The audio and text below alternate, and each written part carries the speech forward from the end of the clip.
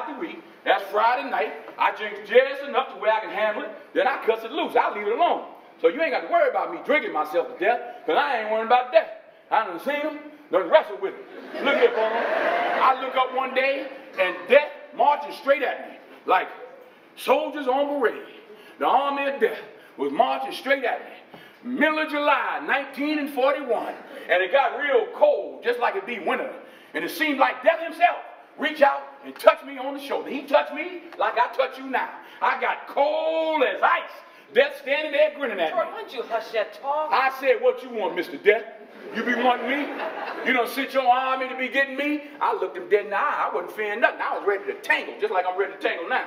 Bible says be ever vigilant. That's why I don't get so drunk. I got to keep watch. Troy was right down there at Mercy Hospital. You remember he had pneumonia, laying there with the fever talking plumb out his head. Death standing there staring at me, holding that sickle in his hand. Finally, he said, you want bound over for another year? See, just like that.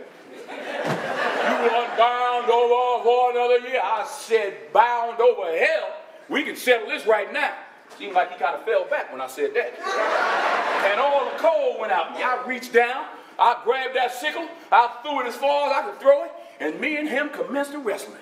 We wrestled for 3 days and 3 nights. I can't say where I got the strength from. Every time he tried to get the best of me, I reached way deep down inside myself, find the strength to do him one better. Every time Troy tell that story, he find different ways to tell it, different things to make up about it. I ain't making up nothing. I'm telling you the facts of what happened. I wrestled with death for 3 days and 3 nights, and I'm standing here to tell you about it. All right. At the end of the 3rd night, we done weakened each other to where we can't hardly move. Death stood up, he threw on that robe, had a white robe with a hood on it. He threw on that robe and went out to look for that sickle, said, I'll be back. See, just like that. I'll be back. I said, yeah, but you're gonna have to find me. Let the boy have $10, Troy. The hell you looking at? I ain't got no $10. You know what I do with my money. Go on, give him $10 if you want him to have it. I will, just as soon as you turn it loose. There it is, $76.42. You see this, Bono? I ain't gonna get but 6 of that back. You ought to stop telling that lie. Here, Lions. Thanks, Rose.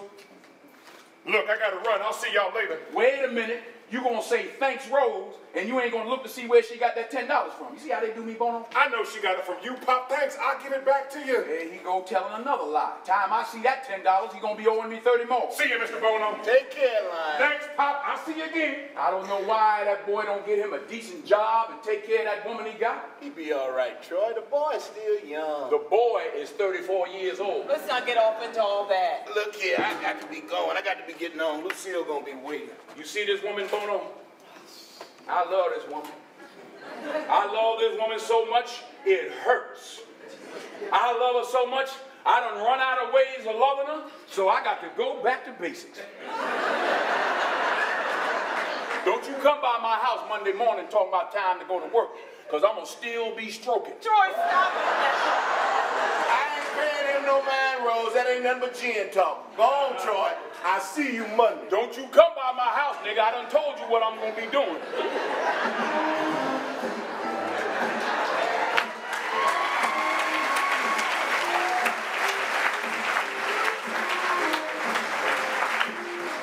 Can I ask you a question? The hell you got to ask me? Mr. Stawicki, the one you got the questions for. How come you ain't never liked me? Like you? Who the hell said I got to like you? What law is there to say I got to like you? Want to stand up in my face and ask a damn fool-ass question like that, talking about liking somebody. Come here when I'm talking to you. Straighten up, goddammit. I asked you a question. What law is there to say I got to like you? None. Well, all right then. Don't you eat every day? Answer me when I talk to you. Don't you eat every day? Yeah. Nigga, as long as you in my house, you put a sir on the end of it when you talk to me. Yes, sir. You eat every day. Yes, sir. Got a roof over your head. Yes, sir. Got clothes on your back. Yes, sir. Why you think that is? Because of you. Hell, I know it's because of me, but why you think that is? Because you like me. Like, I go out of here every morning, bust my butt, putting up with them crackers every day, because I like you. You about the biggest fool I ever saw. It's my job. It's my responsibility. You understand that? A man supposed to take care of his family. You live in my house, sleep your behind on my bedclothes, fill your belly with my food because you my son. You my flesh and blood. Not because I like you. Because it's my duty to take care of you. I owe a responsibility to you. Let's get this straight right here before I get along any further. I ain't got to like you. Mr. Rand don't give me my money come payday because he like me. He give it to me because he owe me. I don't give you everything I got to give you. I give you your life. Me and your mama worked that out between us, and liking your black ass wasn't part of the bargain. Now don't you try and go through life worried about whether somebody like you or not. You best be making sure they doing right by you. You understand what I'm saying? Yes, sir. Then get the hell out of my face and get on down there. Why don't you go ahead and let the boy play football, Troy? Ain't no harm in that. He's just trying to be like you. I don't want him to be like me. I want him to get as far away from my life as he possibly can. You're the only decent thing ever happened to me, Rose. I wish him that. But I don't wish him nothing else from my life. Decided 17 years ago that boy wasn't going to get involved in no sports. Not after what they did to me in sports. Why don't you admit you were too old for the major leagues? For once, why don't you admit that? What you mean too old? Don't come telling me I was too old. I just wasn't the right color.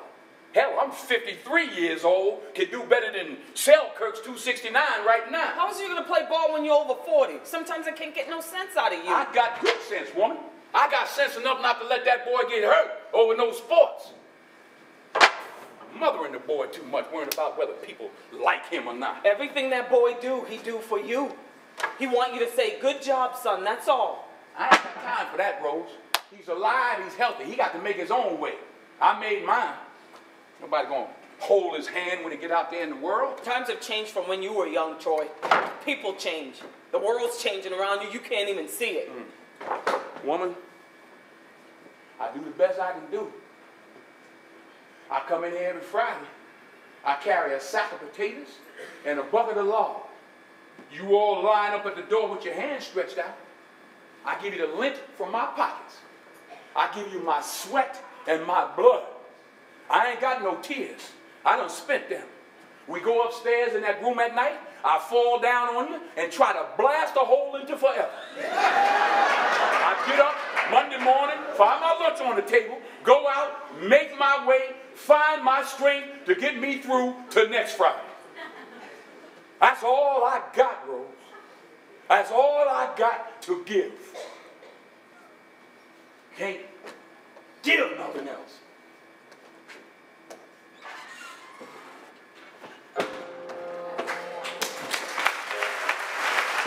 I'm trying the best I can to explain it to you. It's not easy to admit that I've been standing in the same place for 18 years. Well, I've been standing with you. I've been right here with you, Troy. I got a life too. I gave 18 years of my life to stand in the same spot as you. Don't you think I ever wanted other things? Don't you think I had dreams and hopes? What about my life? What about me? Don't you think it ever crossed my mind to want to know other men? That I want to lay up somewhere and forget about my responsibilities? That I wanted someone to make me laugh so I could feel good? You're not the only one who's got wants and needs. But if I want you, Troy, I took all my feelings, my wants and needs, my dreams, and I buried them inside you. I planted a seed and watched and prayed over it. I planted myself inside you and waited to bloom. It didn't take me no 18 years to realize the soil was hard and rocky and it was never going to bloom. But I held on to you, Troy. I held you tighter. You was my husband. I owed you everything I had, every part of me I could find to give you. And upstairs in that room with the darkness falling in on me, I gave everything I had to try and erase the doubt that you wasn't the finest man in the world, and wherever you was going, I was going to be there with you because you was my husband. Because that's the only way I was gonna survive as your wife. You're always talking about what you give and what you don't have to give. But you take too. You take and don't even know nobody's giving. You say I take and don't give? Troy, you're hurting me. You say I take and don't give. Troy, you hurt my I arm. don't Let go. give you everything I got. Troy. Don't you tell that lie on me. Don't you tell that you're lie on hurting me. me. Don't you tell me about no taking and... Troy, no. Troy, no. Please, Troy. All right, see? That's strike two. You stay away from around me, boy. You living with a full count. That's strike two. Don't you strike out. All right, Mr. Death. See now? I tell you what I'm going to do. I'm going to take and build me a fence around this yard. See? I'm going to build me a fence around what belongs to me. And then I want you to stay on the other side. You stay over there till you're ready for me. And you come on. Bring your army. Bring your sickle. Bring your wrestling clothes. I ain't going to fall down on my vigilance this time. You ain't going to sneak up on me no more. When you ready for me, when the top of your list say Troy Maxson, that's when I want you to come around here. You come up and knock on the front door. Ain't nobody else got nothing to do with this. This is between you and me, man to man. You stay on the other side of that fence till you're ready for me. Then you come up and knock on that front door. Any time you want. I'll be ready for you.